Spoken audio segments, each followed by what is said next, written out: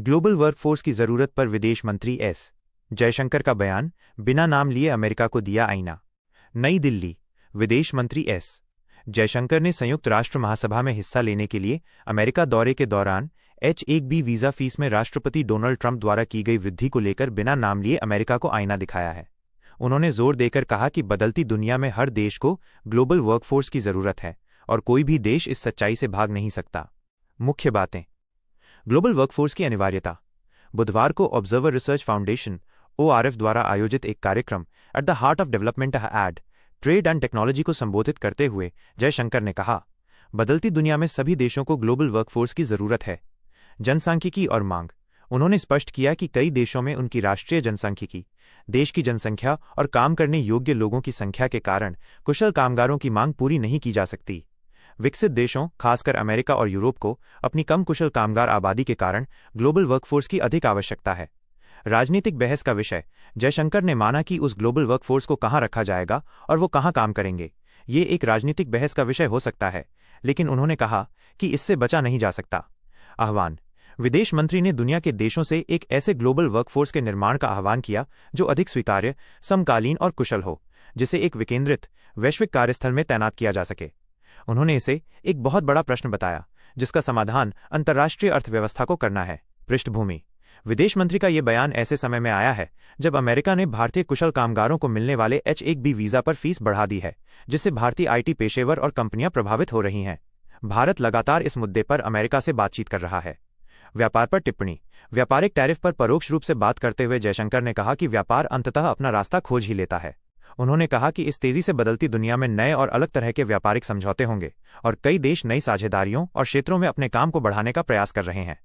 इस बयान के माध्यम से विदेश मंत्री एस जयशंकर ने वैश्विक कार्यबल की आवश्यकता पर तर्कसंगत रुख प्रस्तुत करते हुए अप्रत्यक्ष रूप से अमेरिका की नई वीजा नीति पर चिंता व्यक्त की है और द्विपक्षीय व्यापार तथा प्रतिभा के मुक्त आवागमन के महत्व को रेखांकित किया है। लद्दाख की लड़ाई पूरे देश की बन सकती है। आप चीफ अरविंद केजरीवाल। नई दिल्ली। आम आदमी पार्टी आप के राष्ट्रीय संयोजक और दिल्ली के पूर्व मुख्यमंत्री अरविंद केजरीवाल ने लद्दाख में भड़की हिंसा और वहां के लोगों की मांगों पर चिंता व्यक्त करते हुए केंद्र सरकार पर बड़ा हमला बोला है। उन्होंने कहा है कि आज लद्दाख की लड़ाई कल पूरे देश की बन सकती है और हर सच्चे देशभक्त को लद्दाख के लोगों का साथ देना चाहिए। उनका ये बयान लद्दाख में हिंसक विरोध प्रदर्शनों के एक दिन बाद आया है, जिसमें 4 लोगों की जान चली गई और कई अन्य घायल हो गए। केजरीवाल के मुख्य बिंदु। लोकतंत्र की आवाज दबाने का आरोप। केजरीवाल ने एक्स पहले ट्विटर पर लिखा कि जब सरकार लोकतंत्र की आवाज दबाती है तो जनता का कर्तव्य है कि वो और बुलंद आवाज करे। बीजेपी पर निशाना। उन्होंने भारतीय जनता पार्टी बीजेपी पर सत्ता के नशे में चूर होकर एक के बाद एक राज्यों को केंद्र शासित प्रदेश बनाने और संविधान द्वारा दिए गए अधिकार छीनने का आरोप लगाया। आज़ादी पर सवाल। उन्होंने सवाल किया, हमने अंग्रेजों से इसलिए आज़ादी थोड़ी ली थी कि जनता अंग्रेजों की बजाय बीजेपी की गुलाम बन जाए। उन्होंने भगत सिंह और चंद्रशेखर आजाद जैसे क्रांतिकारियों के बलिदान को लोकतंत्र से जोड़ा। लद्दाख की मांगे वैध। केजरीवाल ने कहा कि लद्दाख के लोग केवल अपनी वोट का अधिकार और सरकार चुनने का अधिकार मांग रहे हैं, लेकिन बीजेपी उनकी आवाज दबा रही है और बार बार वादा करके भी उन्हें वोट का अधिकार नहीं दे रही। पूरे देश को चेतावनी। आप प्रमुख ने चेतावनी दी कि देश के लोकतंत्र को बचाना है तो इस तानाशाही के खिलाफ अब चुप नहीं बैठा जा सकता। आज लद्दाख की लड़ाई कल पूरे देश की लड़ाई बन सकती है। लद्दाख में हिंसा और मांगे। हिंसक हुआ आंदोलन। लद्दाख को पूर्ण राज्य का दर्जा देने और संविधान की 6ठी अनुसूची के विस्तार की मांग को लेकर चल रहा आंदोलन बुधवार को लेह में हिंसक हो गया। आगजनी और झड़पें।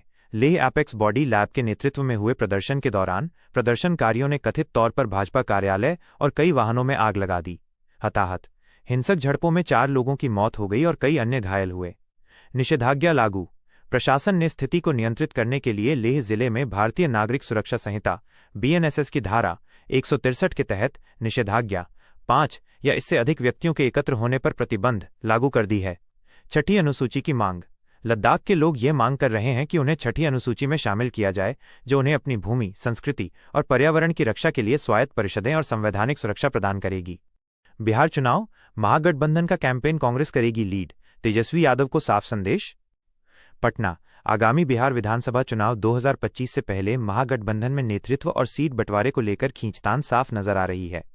कांग्रेस ने राष्ट्रीय जनता दल RJD के नेता तेजस्वी यादव को स्पष्ट संदेश देते हुए कहा है कि आगामी विधानसभा चुनाव में कांग्रेस कैंपेन को लीड करेगी और उसके मुद्दों को महागठबंधन के घोषणा पत्र में शामिल किया जाएगा। कांग्रेस का बयान और राजनीतिक चर्चा। कांग्रेस महासचिव नासिर हुसैन ने गुरुवार को पटना स्थित पार्टी कार्यालय सदाकत आश्रम में एक प्रेस वार्ता के दौरान ये बात कही। उनके इस बयान को राजनीतिक गलियारों में इस रूप में देखा जा रहा है कि कांग्रेस ने आरजेडी को स्पष्ट बता दिया है कि गठबंधन में बड़े भाई की भूमिका किसकी रहेगी। गौरतलब है कि कांग्रेस के आला नेता अब तक तेजस्वी यादव को मुख्यमंत्री का चेहरा घोषित करने के सवाल को टालते रहे हैं, जिससे ये मामला और गर्मा गया है। कांग्रेस के मुख्य मुद्दे। नासिर हुसैन ने कहा कि कांग्रेस अपने मुद्दों को मैनिफेस्टो में शामिल कराएगी और सत्ता में आने पर उन्हें पूरा भी करेगी। उन्होंने खास तौर पर अति पिछड़ा वर्ग के आरक्षण को बढ़ाने के कांग्रेस के संकल्प को दोहराया। उन्होंने दावा किया कि पार्टी ने कांग्रेस शासित राज्यों कर्नाटक और तेलंगाना में इसे लागू करवाया है और बिहार में भी इसे लागू करवाया जाएगा। सीट शेयरिंग और सीएम फेस पर गतिरोध। बिहार में अगले महीने विधानसभा चुनाव की घोषणा संभव है। इससे पहले महागठबंधन में सीट शेयरिंग और मुख्यमंत्री के चेहरे सीएम फेस पर गतिरोध बना हुआ है।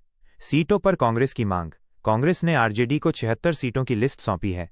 पार्टी ने यह साफ कर दिया है कि अगर सीट शेयरिंग में देरी हुई तो वो 30 सीटों पर अपने कैंडिडेट को प्रचार की हरी झंडी दे देगी। सीएम फेस पर चुप्पी। आरजेडी और वीआईपी विकासशील इंसान पार्टी तेजस्वी यादव को सीएम फेस के रूप में प्रोजेक्ट कर रहे हैं, वहीं कांग्रेस इस पर चुप्पी साधे हुए है। लोकसभा में नेता प्रतिपक्ष राहुल गांधी से लेकर बिहार कांग्रेस प्रभारी कृष्णा अल्लावरू तक सभी शीर्ष नेता तेजस्वी को सीएम फेस घोषित करने के सवाल को टालते आ रहे हैं। अल्लावरू ने हाल ही में कहा था कि अभी मुख्यमंत्री का चेहरा उनका मुद्दा नहीं है, बल्कि वोटों की चोरी कैसे रोकनी है ये मुद्दा है। कटिहार में हादसा। सीएम नीतीश कुमार के कार्यक्रम की तैयारी में जुटे 2 मजदूरों की मौत। बिहार के कटिहार जिले में शुक्रवार तड़के एक दर्दनाक सड़क हादसे में 2 मजदूरों की मौके पर ही मौत हो गई। ये मजदूर मुख्यमंत्री नीतीश कुमार के कार्यक्रम की तैयारियों में जुटे हुए थे। हादसे का स्थान NH 31 पर विषहरी स्थान के पास। घटनाक्रम। सड़क किनारे काम कर रहे दोनों मजदूरों को तेज रफ्तार स्कॉर्पियो गाड़ी ने रौंद दिया।